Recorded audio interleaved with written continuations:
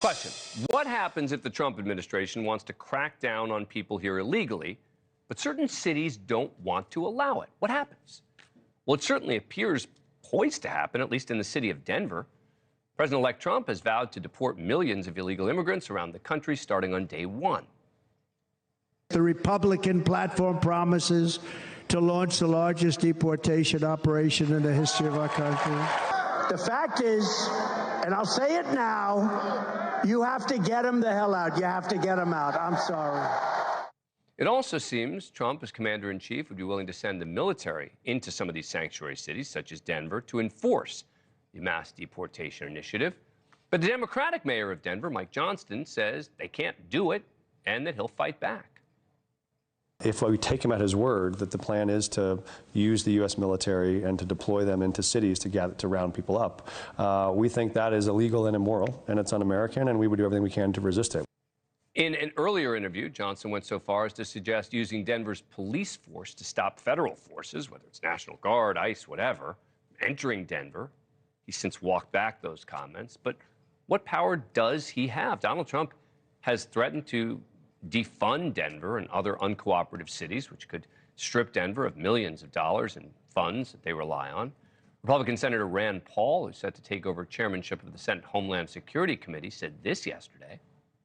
The mayor of Denver, if he's going to resist federal law, which there's a long-standing history of the supremacy of federal law, if he's going to resist that, it will go all the way to the Supreme Court. And I would suspect that he would be removed from office. I don't know whether or not there'd be a criminal prosecution for someone resisting federal law, but he will lose. And people need to realize that what he is offering is a form of insurrection where the states resist the federal government. So I think the mayor of Denver is on the wrong side of history.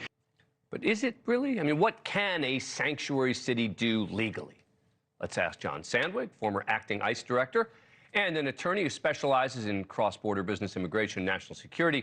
John, good to see you again. All right, so what can a city like Denver do legally if they don't want to assist in this kind of effort? Probably not as much as the mayor thinks, Dan. We saw a lot of this 4 years ago during the first Trump administration, and a lot of the mayors of the more progressive cities will come out and make bold statements about how they're going to restrict immigration enforcement in their cities. They cannot stop federal agents from enforcing federal law in the city. So that means if ICE wants to do an area sweep where they go door to door in neighborhoods, generally speaking, because of the supremacy clause, the mayor can't stop them. But where the mayors can be very impactful is in access to the jails. 95% of ICE's interior arrests currently all come from prisons and jails, including state prisons and jails. They can also, and they rely on access to those jails to get the immigrants there, where they're already kind of like a captured, they're literally captured, sitting right there. But they also rely on information. ICE relies heavily on information from the criminal justice system. Mayors can restrict that. So they can do some, serious damage to ICE's ability to execute this mass deportation plan, but probably not as much as some of the political rhetoric suggests. But it would seem to me if these Democratic mayors prevent the feds from coming into jails, like that would be like the least popular initiative they could possibly do, right? Because people are all saying, oh, all these innocent people are going to get deported. Now you're talking about mayors of blue cities saying, well, no, you can't have access to our jails. Well, Dan, I know you work a lot with police forces, and look, I think there are some limitations that are fair enough. And look, I had a lot of sanctuary policies when I was the acting director.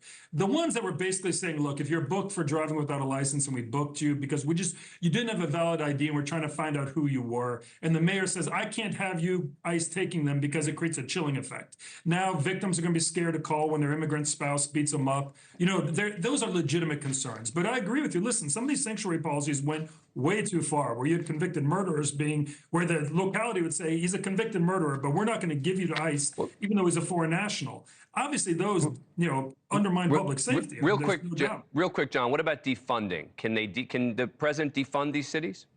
Yeah, absolutely. I mean, look, there's an argument that maybe the funding has to be tied to specific grant programs, but there are a lot of grant programs from Homeland Security. There are grant programs that reimburse the localities for detaining unlawful migrants. Absolutely, those can be cut, and I would expect them to be cut. Thanks for watching. Go to joinnn.com to find NewsNation on your screen, and don't forget to click the red subscribe button below to get more of NewsNation's fact-driven, unbiased coverage.